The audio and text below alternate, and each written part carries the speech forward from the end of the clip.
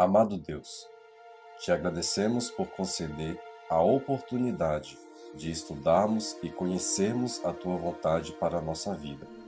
Nos instrua através das verdades contidas nesse vídeo e abençoa a cada amigo que nos acompanha nesta mensagem. Rogamos em nome do Eterno. Amém. O tema específico de hoje é muito legal. É o bode Azazel, ou o bode para Azazel, ou, como alguns dizem, o bode emissário também. O que significa o bode Azazel? Ou o bode para Azazel? Nós temos sido acusados, muitas vezes, de colocarmos Satanás como corredentor em decorrência da nossa ideia, do nosso pensamento, da nossa interpretação do texto, de que Azazel representa Satanás. Isso está extremamente longe da realidade. Nós vamos tratar de discorrer rapidamente sobre este tema hoje. A descrição do ritual de expiação, do qual o bode Azazel faz parte, se encontra no livro de Levítico, capítulo 16. O livro de Levítico, capítulo 16, nos apresenta ali o ritual da expiação. E nesse ritual, uma das partes extremamente importantes tinha que ver com a eliminação do pecado lá e o seu envio para o deserto. Nós vamos pegar aqui Levítico 16, eu tenho a Bíblia aqui ali na frente, ali no meu Bible Works, mas eu vou usar aqui a Bíblia mais conhecida, a revista atualizada, para nós podermos olhar o que está escrito no livro de Levítico, capítulo 16. Uma tradução que todos podem acompanhar. Ok, capítulo 16 nos diz o seguinte: Falou o Eterno a Moisés, depois que morreram os 2 filhos de Arão, tendo chegado aqueles diante do Senhor. Então disse o Senhor a Moisés: Dize a Arão, seu irmão, que não entram no santuário em todo o tempo para dentro do véu, diante do propiciatório que está sobre a arca, para que não morra, porque aparecerei na nuvem sobre o propiciatório. Entrará Arão no santuário com isto, um novilho para a oferta do pecado e um carneiro para o holocausto. Vestirá ele a túnica de linho sagrada, terá as calças de linho para a pele, sobre a pele, cingir-se-á com um cinto de linho e se cobrirá com a mitra de linho. São estas as vestes sagradas, banhará o seu corpo em água, então as vestirás. Só de curiosidade, muitas vezes nós vemos desenhos, ilustrações, filmes em que Jesus é apresentado diante de Deus, ou que o sumo sacerdote era apresentado diante de Deus, vestindo as vestes sacerdotais normais do sumo sacerdote durante o ano. Mas a Bíblia diz aqui que, na verdade, ele entrava como sumo sacerdote no Yom Kippur, no dia da expiação, exatamente igual aos outros sacerdotes. Ele era igual aos outros. Isso tem uma razão muito bonita, que é a seguinte: Deus, durante o ano, o sumo sacerdote representava Deus diante do povo. E ao representar Deus diante do povo, ele vinha vestido em majestade. As vestes eram lindas, ele reluzia, havia fios de ouro, havia luzes, havia cores, e ele mostrava um pouquinho, muito pouco, da grandiosidade do nosso Deus. Quando ele vai no dia do Yom Kippur, ele representa o povo diante de Deus, e diante de Deus todos estão nus. Por isso ele vai com a mais pobre, mais comum das vestes, e ele vai com a mitra de linho, tudo branco, tudo absolutamente branco, e ele deve entrar diante de Deus sem ter nenhuma diferença com o povo que ele representa. Ele toma 2 bodes, eu vou descrever, não vou ler tudo, mas ele toma 2 bodes para a expiação do pecado. Isso está no verso 5. E em seguida ele vai ter o ritual inteiro, e aí esse ritual inteiro eu não vou descrever inteiro, porque você já conhece, para nós ganharmos tempo aqui. O primeiro ponto que nós precisamos entender a Bíblia é muito clara no verso 5, nos dizendo que ele deveria tomar 2 bodes, e aí tem uma diferencinha em algumas traduções, porque diz, por exemplo, na Bíblia atualizada, diz que eram para oferta pelo pecado.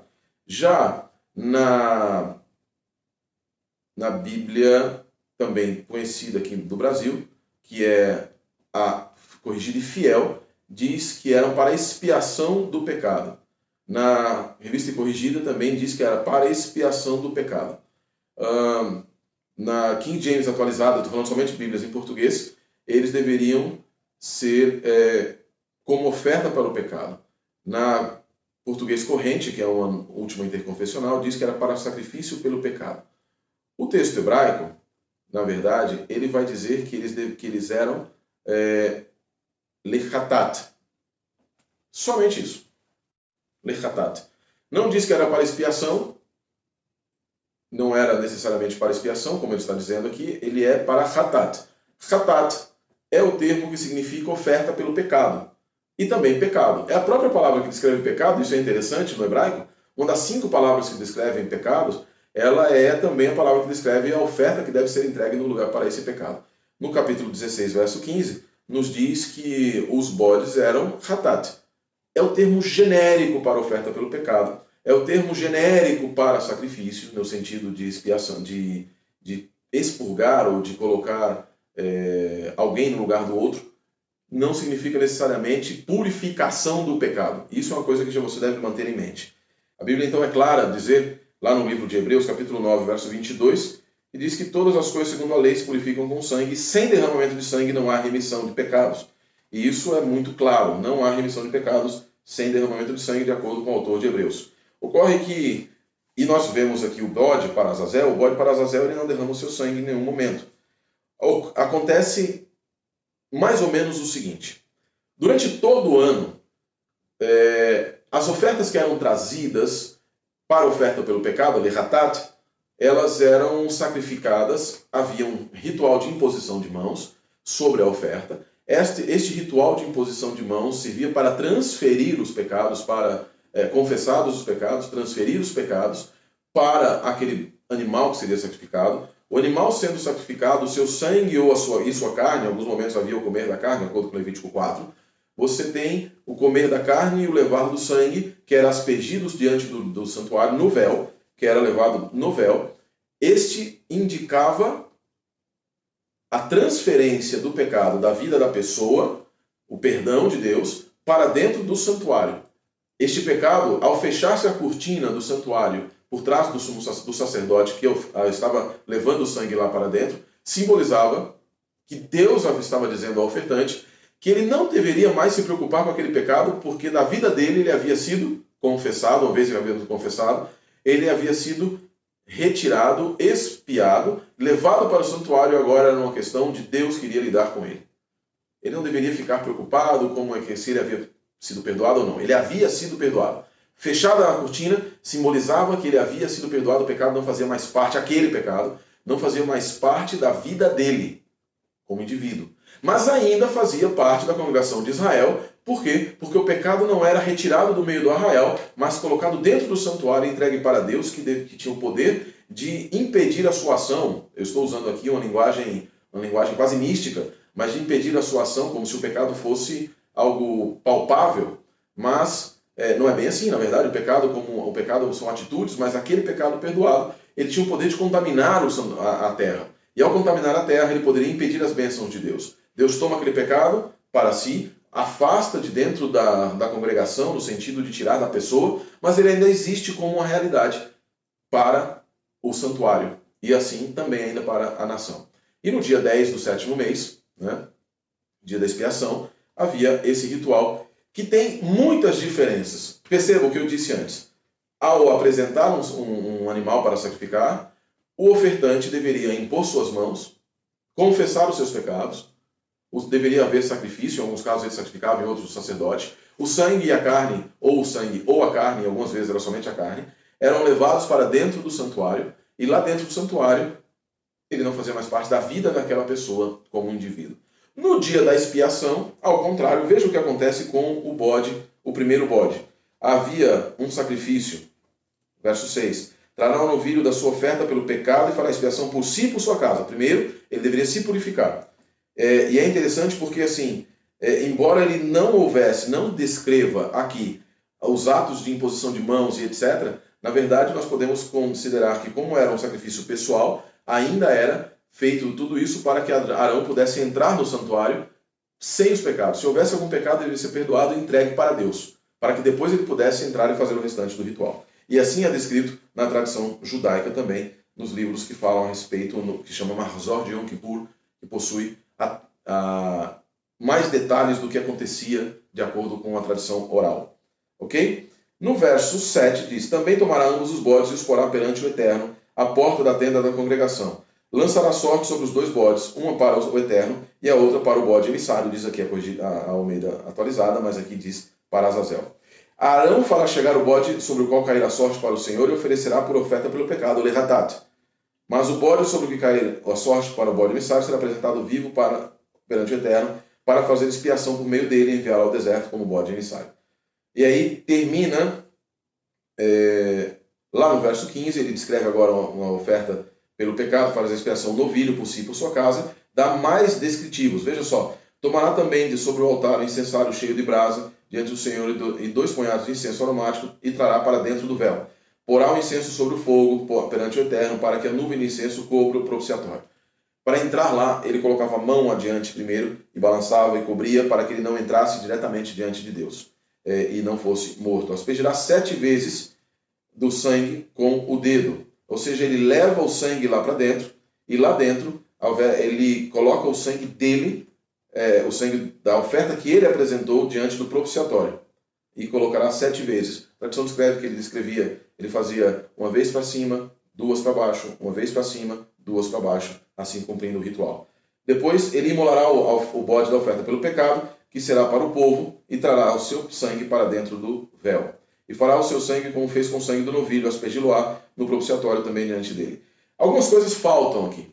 Falta o ritual de imposição de mãos, que transferia o pecado do ofertante para o animal e assim para o sangue que deveria ser levado lá para dentro. E é interessante que depois dele haver, lá no verso 20, havendo, pois, acabado de fazer expiação pelo santuário, pela tenda da congregação e pelo altar, então fará chegar o bode vivo. Arão porá ambas as mãos sobre a cabeça do bode vivo, e sobre ela ele confessará todas as iniquidades dos filhos de Israel, todas as suas transgressões e todos os seus pecados, e os porá sobre a cabeça do bode e enviá-lo-á ao deserto pela mão de um homem à disposição para isso. Perceba a diferença da dinâmica. No ritual diário, havia a imposição de mãos, o sacrifício, o sangue era levado lá para dentro como meio de transferência. No dia do Yom Kippur, não há para os sacrifícios que o sangue entrava imposição de mãos. Por quê? Porque a transferência do pecado era na via inversa. Não havia transferência da congregação para o santuário, mas do santuário para o bode e assim para o deserto. Isso já nos indica que há uma diferença e que esse bode não servia para purificar na mesma maneira que os outros animais purificavam o santuário. Porque seu sangue não era derramado, ele recebia a confissão dos pecados, mas não com a confissão dos pecados para entregar a Deus os pecados, mas para tirar da presença de Deus. Para tirar da presença de Deus os pecados e mandar para um lugar distante. Isso nos ajuda a entender, né, com foco nessa dinâmica, porque quando nós utilizamos o capítulo 9, verso 22 do livro de Hebreus, nos mostrando que este bode não servia para a purificação. Fortalece a ideia de que o bode não servia para a purificação. Entretanto, em um dos debates que houve na Vejam Só há pouco tempo atrás, o pastor Paulo Sérgio, a quem eu mando um grande abraço também, um pastor muito querido, uma pessoa muito educada também, apresentou ali, trouxe um argumento interessante a respeito dos sacrifícios nos quais a pessoa não tinha condições de apresentar um cordeiro efetivamente. Você vai encontrar isso ali no capítulo 5 do livro de Levítico, a partir do verso 11. Veja o que diz o verso 11. Porém, se as suas posses não lhe permitirem trazer 2 rolas ou 2 pombinhos, porque já havia sido, no verso 7 diz, se as suas posses não lhe permitirem trazer um cordeiro, trará como oferta pela culpa o Acham, pelo pecado cometeu 2 rolas e 2 pombinhos, um como oferta pelo pecado e o outro como holocausto. E aí entregará ao sacerdote, etc. E no verso 11 diz, porém as suas posses não permitirem trazer 2 rolas, então aquele que pecou trará por sua oferta a 10ª parte de um efa de flor de farinha, como oferta pelo pecado. Ok? Não lhe deitará azeite, nem lhe porá incenso em cima, pois é oferta pelo pecado. Entregará ao sacerdote, e o sacerdote dela tomará um punhado como porção memorial e queimará sobre o altar. Veja aqui o argumento interessante aqui. Neste momento, nós encontramos, aparentemente diferente do que diz em Hebreus 9, verso 22, a expiação sendo feita com oferta que não tem sangue, que é a oferta do efa de farinha, da flor de farinha. 1/4 de efa de farinha, né?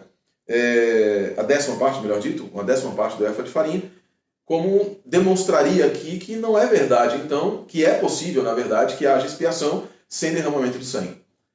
O argumento parece muito bom, efetivamente, mas ele não leva em consideração o que está no final do verso 12 do capítulo 5, que diz assim: com porção memorial, entregá-la ao sacerdote, o sacerdote dela tomará um punhado como porção memorial e a queimará sobre o altar, em cima das ofertas queimadas ao Eterno. É oferta pelo pecado. Ok? O que é que eu quero dizer com isso? O poder purificador, o poder expiador, estava no sangue que havia sido derramado pelas ofertas do pecado, que estavam sobre o altar, sobre o qual se lançava a farinha. E isso fazia com que o ofertante que não tinha condições de apresentar o seu próprio novilho participasse coletivamente da expiação feita pelo Olat Tamid, pelo sangue derramado pelo sacrifício da tarde e da manhã e pelo sangue derramado do sacrifício de outros ofertantes que ali haviam aparecido. Ele, assim, indicava a sua intenção de pedir perdão, indicava a sua impossibilidade de oferecer o seu próprio sangue e pedia a Deus que aceitasse que ele fosse coletivamente, que ele fosse beneficiado pelo sangue que havia sido derramado na oferta pelo pecado que estava queimada sobre o altar, conforme diz o capítulo 5, verso 12. Dessa maneira, não é necessário se colocar uma contradição com o que diz no capítulo 9, verso 22 do livro de Hebreus, porque mesmo o sacrifício de farinha, a oferta de farinha, ela não era posta sozinha, porque ela não possuía sangue, porque a expiação está na entrega do sangue, que é vida, no lugar de outra vida. Ele participava coletivamente. Por isso, pastor Paulo, bonito o seu argumento, mas ele esquece um pedacinho, ignora um pedaço do capítulo 5, verso 22. Desta forma, nós, quando colocamos de lado o argumento de que havia expiação sem sangue, nós percebemos então que o bode não pode fazer expiação. E é exatamente por isso que ele começa a fazer parte do processo expiatório a partir do verso 20, do capítulo 16, quando a Bíblia diz: havendo, pois, terminado de fazer expiação pelo santuário, pela tenda da congregação e pelo altar, então fará chegar o bode vivo. A purificação havia terminado, todo o ritual havia sido feito. Agora é necessário pegar os pecados, retirados de lá na pessoa do sumo sacerdote, retirados e purificados na pessoa do sumo sacerdote, transferi-los agora para o bode e enviá-lo para o deserto. Diz o verso 22, assim, aquele bode levará sobre si todas as iniquidades deles para a terra solitária, e o homem soltará o bode no deserto. Considerando então que não há contradição entre Hebreus 9, 22 e o capítulo 5 de Levítico, além de nos mostrando que não há expiação sem sangue, nós, afastados desse argumento, nós podemos entender que o bode que não tinha o seu sangue derramado não proporcionava expiação, não participava do processo em si da expiação. Por isso mesmo, no verso 20, nós encontramos: havendo, pois, acabado de fazer expiação, terminado de fazer expiação, terminada a expiação, pelo santuário, pela tenda da congregação e pelo altar, então fará chegar o bode vivo e Arão porá ambas as mãos sobre a cabeça. O bode entra no processo expiatório, apenas quando ele já termina. Ele não é parte do rito expiatório.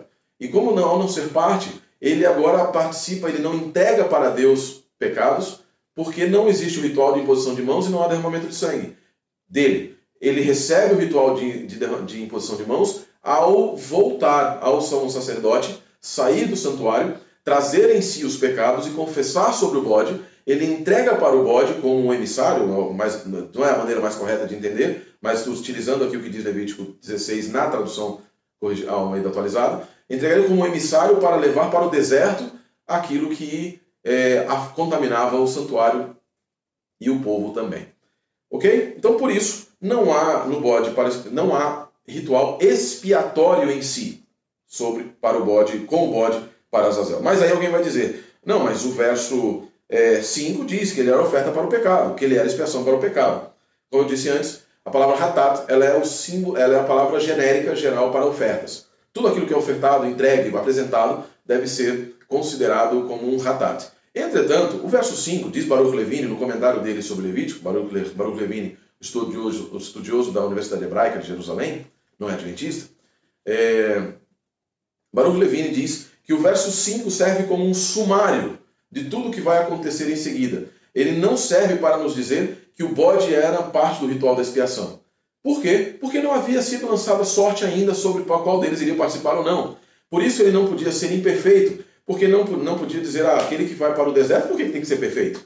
Ele vai para o deserto, vai ser um símbolo de Satanás, que é a imperfeição em pessoa, mas ocorre que, neste momento, não se havia ainda definido qual representaria Deus e qual representaria Satanás. Por que eu digo representar? E aqui eu entro numa questão um pouco mais linguística. No lugar que a Bíblia corrigida, revista atualizada, chama, e as Bíblias em português chamam de bode emissário, a palavra hebraica que é utilizada é Azazel. Azazel, ele é conhecido pela literatura judaica como um nome de um demônio. O líder dos demônios, no Midrash, por exemplo, ele é um dos líderes do demônio, juntamente com Beelzebub e com Lilith, que são aqueles que dão origem a vários outros demônios e anjos maus. Demônios, na verdade. Ou seja, seria muito complicado você ter o nome de um demônio atrelado a Jesus Cristo. Isso já começaria complicado. Óbvio que então alguém diz assim, não, ele vai entregar para Azazel. O bode emissário não quer dizer que ele é o próprio Satanás. Ele é aquele que toma e entrega para Satanás lá no deserto. E aí seria um símbolo de Jesus. Ok? Ocorre que a preposição lamed, que aparece no verso 6, no verso 5 e no verso 6, principalmente quando fala de cair sorte, que é no verso 10, na verdade. Desculpe, no verso 8, vai a sorte, e terceira para bode emissário. Esta expressão bode emissário é Le Azazel. Le Azazel significa também em lugar de Azazel. Em lugar de. A preposição lamed pode significar aquilo que alguém é representado. Isso está no Holiday, no Köhler, Baumgartner, no Brauder, no Briggs. Você pode consultar qualquer dicionário. Você vai encontrar que a partícula lamed pode significar, quando atrelada a pessoas, no lugar daquela pessoa. E nós vamos encontrar isso nos Salmos, por exemplo. Existem vários lugares que dizem Le David, como se fosse para Davi, quando na verdade é da autoria de Davi. É a autoria de Davi. Asaf se coloca no lugar de Davi, em alguns outros salmos. Então, ela se chama Lamed Autoralis, e existe também o Lamed Referencialis, que é o Lamed que diz que alguém está no lugar de outro. Isso casa exatamente com o princípio do Levítico 16. Um representa o Senhor, um representa Adonai, que entrega a si mesmo, na pessoa do seu filho, para expiar os pecados do povo. Ele tem o seu sangue derramado. Ele é aquele que agora vai ser, ao ministrar no santuário celestial, ao levar o seu sangue, conforme diz Hebreus capítulo 9, verso 12 em diante, ele apresenta diante de Deus o seu sangue para purificar o santuário, de acordo com Hebreus 9, verso 22 a 24. E ele retira do santuário e coloca agora sobre o bode que representa Azazel, não o que envia para Azazel, mas que representa o demônio, os pecados que o próprio demônio fez com que as pessoas cometessem, ou seja, coloca sobre ele aquilo que ele é o culpado original de todas da sua existência. Ok? E alguém pode dizer, mas aqui diz a Bíblia que ele é feito, no verso 9 e 10, diz que o bode sobre o qual cair a sorte para o bode emissário será apresentado vivo perante o Eterno para fazer expiação por meio dele e enviá-lo ao deserto. Ora, pastor, como é que pode então a Bíblia dizer que é por meio dele que se faz expiação e se eu dizer que não? Acontece que a expressão kaper alav ou kiper al, a preposição al que existe aqui no texto, ela também significa, de acordo com os léxicos, e aqui eu cito Baruch Levine mais uma vez, Jacob Milgram, quer dizer apenas que o bode estava estacionado ao lado do altar e que em algum momento ele entraria para o ritual do santuário, ou seja, ele faria a expiação ao lado dele, kiper alav, ao lado dele, por sobre ele, sem utilizá-lo. É isso que a expressão quer dizer, de acordo com comentaristas judeus. Ok? E não é porque eles são judeus que são melhores, mas é porque são especialistas no livro de Levítico. O maior especialista do livro de Levítico, um dos maiores, na verdade, é Baruch Levine e Jacob Milgram. Dois dos grandes especialistas eram professores da Universidade de Jerusalém, e eles dizem exatamente isso. Há um estudo maravilhoso do Baruch Levine tratando apenas e tão somente da figura do bode Azazel e da sua participação ou não no ritual da expiação. E ele chega à conclusão de que ele não participa de absolutamente nada no ritual da expiação, e por causa disso, nós podemos firmemente, você que é adventista do sétimo dia, você que não é, mas que entende que o texto está falando sobre expiação e que ali é uma figura de Satanás, tenha absoluta certeza e firmeza de que você está no caminho certo. O nome é de um demônio. A Septuaginta é traduzido por apopompaios, aquele que é enviado, aquilo que é enviado para o deserto. É uma tradução interpretativa, porque Até um determinado período se entendia que Azazel, Azaz, não era um símbolo demoníaco, etc., mas que aqui neste lugar no texto, ele era um lugar, um penhasco para onde o bode era enviado. E por causa disso, se traduziu para Popompaios, que é aquele que é enviado para onde? Para ser destruído, lá no deserto. Ok? Entretanto, o texto bíblico é muito claro em demonstrar que há uma contraposição entre para o Senhor, simbolizando que Deus participa do processo de purificar o seu povo, e Satanás, Azazel, que na verdade recebe os pecados do povo como sendo o originador dele. A Bíblia não está preocupada em dizer o que acontece com a Bíblia nesse em Levítico 16, em dizer o que acontece com o bode. Ele vai ser enviado para o deserto e lá ele vai ficar. E é interessante que se você for lá no capítulo, até nós estávamos conversando sobre isso no último vídeo que nós temos, em um dos vídeos você deve ter visto também, respondendo perguntas, sobre o que acontece com os ímpios que ficam aqui na terra.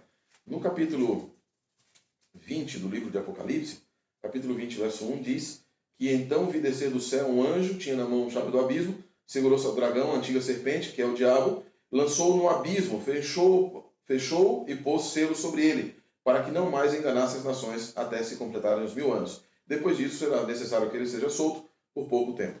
E aí nós fomos lá em Gênesis 1, e em Gênesis 1 nós encontramos a descrição do que é um abismo, né? O que era o abismo era o estado original da terra. No capítulo 1, verso 1 diz: havia terra sobre a face, a terra, porém, ela estava sem forma e vazia, e havia trevas sobre a face do abismo, o Teon. E quando você toma lá, ali o livro de Jeremias, capítulo 4, do livro do profeta Jeremias, você vai encontrar a terra em sua atitude, como ela estaria posteriormente. Você vai encontrar ali a partir do verso 20,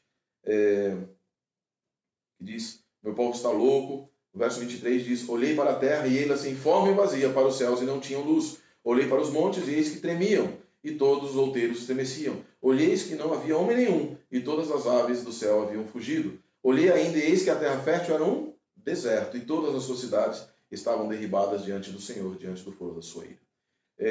Perceba, deserto é um símbolo do abismo primordial da terra. E esse símbolo do abismo primordial da terra é exatamente como a Bíblia descreve no capítulo 20 de Apocalipse, o estado no qual Satanás será preso.